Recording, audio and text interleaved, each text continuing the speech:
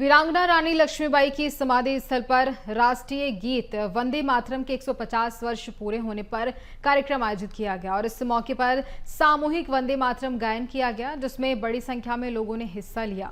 कार्यक्रम में बीजेपी के वरिष्ठ नेता जयभान सिंह पवैया, मंत्री प्रद्युमन सिंह तोमर, मंत्री नारायण सिंह कुशवाहा सहित कई जनप्रतिनिधि मौजूद रहे। बीएसटीवी से विशेष बातचीत में जयभान सिंह ने कहा है कि वंदे मातरम हमारा राष्ट्रीय गौरव है। इसे लेकर राजनीति नहीं बल्कि एकता की भावना होना चाहिए। साथ ही धीरेन्द्र कृष्ण शास्त्री की सनातन एकता यात्रा की भी उन्होंने तारीफ की है।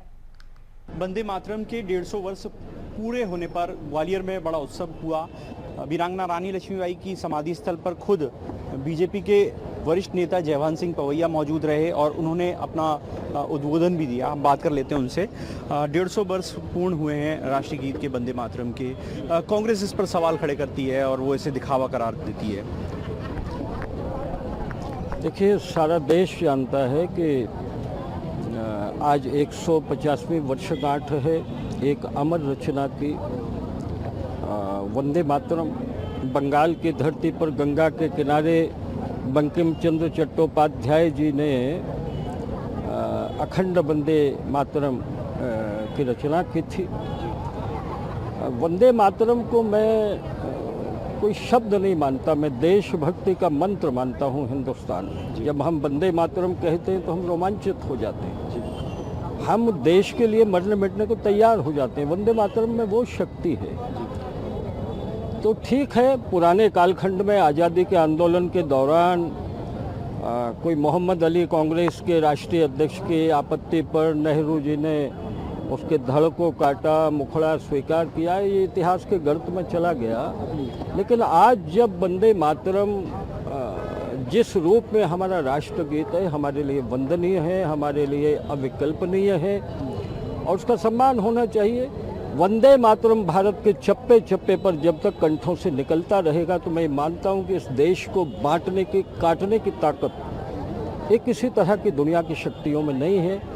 क्योंकि जब हम वंदे मातरम कहते हैं तो हम पूरे देश के लोगों का रिश्ता भाई और बहन का हो जाता है। तब जातियों से हम ऊपर होते हैं, तब पंथों से हम ऊपर होते हैं। कुछ ताकतें हैं देश में जो नहीं चाहती हैं कि हम देशवासी परिवार की तरह अपने आप को माने।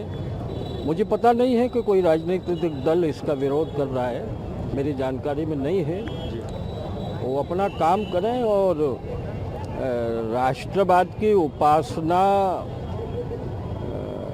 राष्ट्रवाद के पथ पर चलना ये कांग्रेस के बूते की बात भी नहीं है। एक और सवाल है आखिरी। बागेश्वर धाम के जो पीठाधीश्वर हैं धीरेन्द्र कृष्ण शास्त्री, उनकी यात्रा निकल पड़ी है सनातन एकता को लेकर। आपका भी विजन रहा है कि सनातनी जो हैं सब एक मुट्ठी में रहें, एकजुट रहें?